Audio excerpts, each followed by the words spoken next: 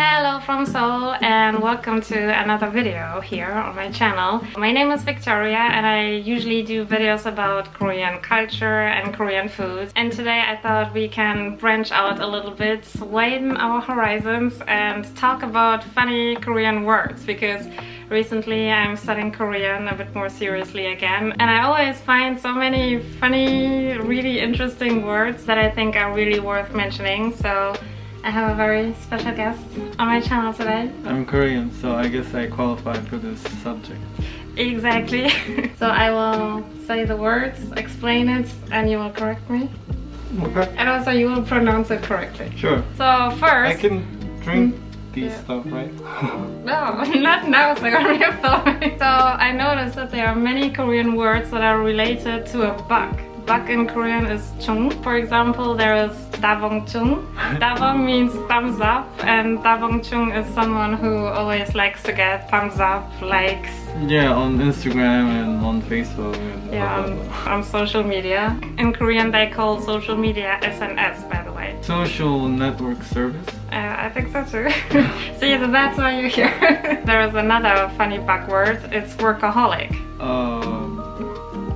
You told me. Yeah, it's called 일벌레. 벌레 and chung is the same word. chung is 한자 sound for 벌레. And 일 means work, so it's like work bug, right? Mm-hmm. The other one is 한입chung. 한입chung? 한입 means like one mouth, one mouthful, one mouth chung, one mouth bug. I don't even know if that's a real word or... Okay, I thought it was a word. Recently, Seungeon sent me this really funny pictures of a cat that was begging for food. And it was saying, 한입만. Like, please just one bite. And that cat is called 한입chung. Will I get some copyright problems? I don't think so. I don't think so. I mean, who cares about my channel, let's be honest. And then we have another chung, the... Yeah, it's probably not the best thing. Okay. Text me on Instagram if you want to know it. Okay, the next word, I actually picked that up from your mom because his mom often says that and asks me if I have 콩깍지. 콩깍지. 콩깍지. 콩깍지. Yeah. 콩깍지. 콩깍지. Good enough, I think. 콩깍지. Yeah. So that means the peeling of the beans, right? I guess like outer layer? Bean container. Bean container. So the concept of 콩깍지 is... 콩깍지. Yeah, I will just say... So the concept of this word 콩깍지 is like she said before. I guess. I didn't say it before because we edited that out because I talked shit. Okay. So the concept of this word 콩깍지 is that, what was it? Like you have the bean peel over your eyes so that you can't... Make a proper judgment, right? Yeah. I mean, that's what I thought. But yeah, that's specifically used I guess mainly when you are like smitten with someone, and then because of that you can't really see the flaws and bad things about that person because you're so fond of that person. You only see like good sides of that person. That's when you say that you have 콩깍지 over your eyes. So how do you say that in Korean? 콩깍지 씌었다. I actually don't know what the origin is about. I thought you did a research. That's Seungeon, you're Korean, that's why you're here. I'm just here for pronunciation part. So you can edit everything, right? Yeah. Okay. And it's quite interesting because in German we have a similar phrase, which is to see everything through rose-tinted glasses. So it basically means that when you're in love, then you're wearing this rose-tinted glasses and everything is just pink and nice and you don't see any bad things. But maybe that's something different, because that's when you're in love. You see everything in that filter, right? But this is more like only when you're seeing that person. There lies the difference. I guess. Yeah, that's why he's here. The next word that I think is really funny is 땡땡이. 땡땡이 is a word for a dog, and it came about because when you're typing the word 멍멍이, which is originally also meaning dog, but when it's typed in any kind of internet environment, 땡땡이 and 멍멍이, it looks similar. 땡땡이, I guess it sounds Sounds cute, right? cuter. So people just substituted 멍멍이 with 땡땡이 kind of became this cuter version of saying 멍멍이, and now people are just saying that synonymously with 개, which is a word for dog. And 멍멍이 comes from, correct? Barking sound, yes. It's barking sound. I thought it comes from 먹다, like to eat. No. No. No, this sound, 멍멍, it's like worf in English. Ah. That's why they're called 멍멍. That's why you're here. Korean, you know. Yeah. So while talking about animals, there is another funny one, which is ditto. Do you know? What does that have anything to do with? Well, I mean, beaver, it's an animal. Okay, the transition was bad, let's ignore that. So Justin Bieber has a tattoo that is saying Bieber in Korean. For some reason, I don't know. The way you always see it, it's like tilted and then it reads ditto and not Bieber. Yeah, I mean, when I first saw it, it was so fucking hilarious. The sound ditto is just like, it's nothing, it means nothing, it's not even a word, and somehow people are writing ditto instead of Bieber. They started calling him Justin Ditto instead of Bieber. One of my coworkers showed me and told me that. Koreans are really quick at picking things up and making it a thing on the internet, right? I don't know. Yeah, they are. The next word on the list is 꽃샘추위, and it means, should I dissect the word or? Yes.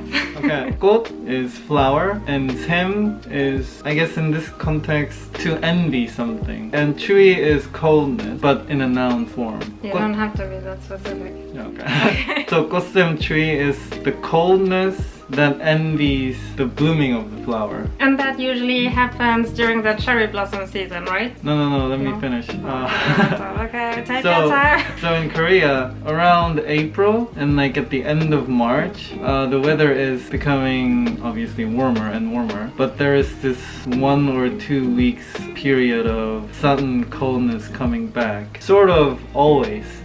So this is an annual thing. So this is also the period where a lot of flowers start to bloom. Ah, yeah. So the coldness is coming back because they envy the beauty of blooming flowers. So that's why it's named 꽃샘추위.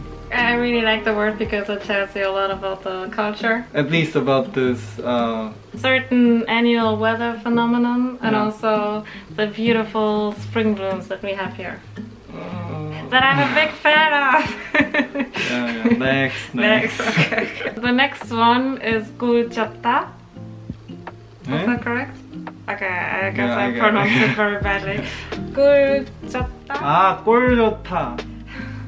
Okay, next word is 꼴 좋다, and it's always kind of sound like 꼴 좋다. It's a very sarcastic comment that you use when you see some bad things happening to someone else and then you feel good about it, and that's when you say 꼴 좋다. And 꼴 is how things look like, or the shapes, and 좋다 is good, so things looking good to you.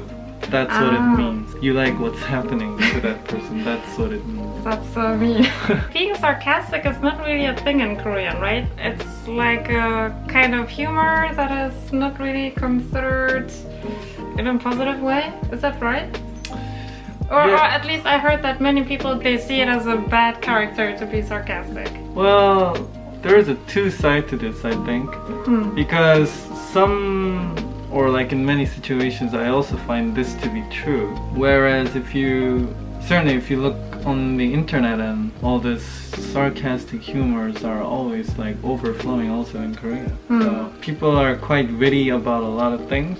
And witty always, usually I think comes with being sarcastic or slightly cynical about things. I don't really know why the environment is giving me both impression. That's something that I can maybe, look into it a bit more. And you know, the funny thing is, in German we also have a very similar word. I think it's the same word. It's called Schadenfreude, and Schaden means and it's called Schadenfreude in German, and Schaden means damage and Freude means joy, so it's like damage, joy. I guess. Yeah. The next word is very representative of Koreans because Koreans love to abbreviate everything. Like everything is abbreviated in Korean. You agree, right? Everything is so short. I remember when I started studying Korean, then I thought like there is no way this like 3 short syllables can say everything that I mean, everything that I want to say. Because in German every words are very long and very elaborate. Very elaborate. In Korean everything is super short. For example, keyword. Ah, yeah, keyboard warrior. Right. Do you know any other funny abbreviations? You must have something, so... Yeah, no, that was the only one, and I was hoping that you will have some more examples. You're just too used to it, right? So you don't really notice that it's an abbreviation? No. Yeah, we can't really think about any right now. I mean, Seungeon can. You're Korean, you should know. But he can do that as his homework. If you want to see more videos like that, let us know in the comments.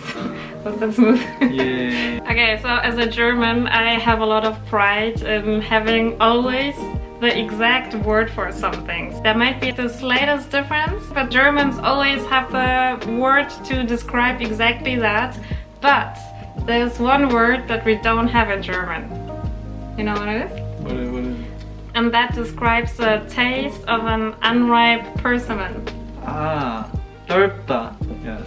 Wanna elaborate? There is nothing to elaborate. It just means that taste. So how is the taste? I never tried an unripe persimmon. I mean, even if you do try ripe persimmon, yeah, you still have slightly that taste. But like what taste? It's just sweet. No, no. I tried to look it up in English if they have something exactly that in English too. But they always kind of translate it into the word bitter.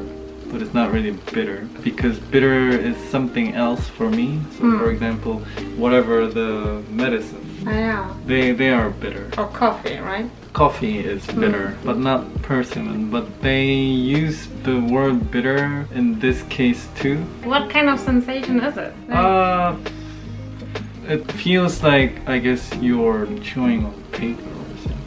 Oh really? We have a word for that in English, in German. We say something is pappig. Pappe is like cardboard, so you eat it and it's like very dry and like, you know? Is it maybe that? Because I thought maybe it's umami, because we also don't really have a word for that in German. No, I mean, But I don't know this what? Pappig? Yeah, I don't know that because I haven't tasted the food that they describe as this word. It's more like a texture. It's not a taste, it's more like a sensation that you would have. Like at church, they always give you this. Yeah. It absorbs all the moisture from your tongue and you have like that. Yeah, I think like I just once did that in church when I visited church. Oh, really? Yeah, this Corpus Christi. Right. In nomine Patri. Okay, so these were the Korean words that I thought were really funny or interesting. Let us know if you would like to see more videos in this kind of manner, explaining interesting Korean words. With Seungeon. With Korean perspective, yes. Maybe Seungeon will come again and elaborate a little bit. Would you do that? Yeah, if you have the list, then sure, why not? I mean, I guess there would be a lot of words that still could be interesting. Yeah, of course. Yeah, so part 2, part 3, whatever. So yeah, thanks a lot for watching. Have a nice week and see you next time. Bye. I will treat you for coffee now.